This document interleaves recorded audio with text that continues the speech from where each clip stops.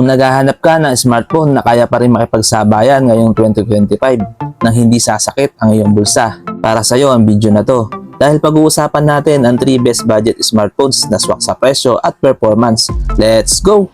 Unang-una sa listahan ang Itel S25 Ultra sa halagang 8,199 pesos sa kanilang official store sa Shopee. Ito ay may 6.78-inch Full HD Plus 3D Curved AMOLED display na may 120Hz refresh rate at 1,400 nits peak brightness and Corning Gorilla Glass 7i screen protection. Perfect ang display nito sa kahit anong lighting condition. Powered by Unisoc T620 octa-core processor with 8GB of RAM and 256GB of internal storage, kaya smooth ang multitasking.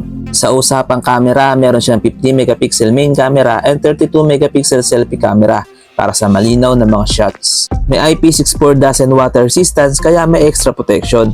Syempre hindi papahuli ang 5,000 mAh battery with bypass charging, ensuring mas kaunti ang init habang ginagamit. Solid para sa daily grind. Next naman ang Tecno Spark 30 Pro, available sa Optimus Prime Edition na sobrang astig ng design. Sa presyo nitong 7,799 pesos sa kanilang official store sa Shopee, sulit na sulit ang specs nito. Meron siyang 6.78-inch Full HD Plus AMOLED display with 120Hz refresh rate at 1,700 nits peak brightness. Grabe ang liwanag nito compare sa dalawang kasama niya sa listahan.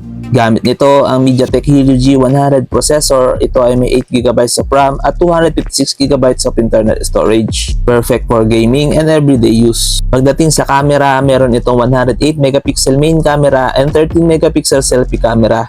Saktong-sakto para sa mga mahilig mag-picture at mag-vlog. May 5,000 mAh battery and 33W fast charging. Idagdag pa natin ang water resistant nito with IP54 rating. Sa presyo nito, sulit na sulit ang bawat piso mo. Last but not the least, ang Infinix Hot 50 Pro Plus na nasa 8,639 pesos ang price nito sa kanilang Shopee official store. Ito ay may 6.78-inch Full HD Plus AMOLED display na may 120Hz refresh rate and 1,300 nits peak brightness.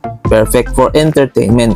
Powered by MediaTek Helio G100 processor, may 8GB of RAM and 256GB of internal storage. At pwede mo rin itong isabak sa gaming. May 50MP main camera and 13MP selfie camera na kaya magbigay ng malinaw na images. Sa battery, solid din ito dahil meron itong 5,000 mAh battery capacity with 33W fast charging. Kaya mabilis din ito mag-charge. Water resistant din ito with IP54 rating kaya hindi ka mag-aalala sa di naasahang pagkabasa nito. At yan ang 3 best budget smartphones under 10K na kaya pa rin makipagsabayan ngayong 2025. Itel S25 Ultra, Tecno Spark 30 Pro at Infinix Hot 50 Pro Plus.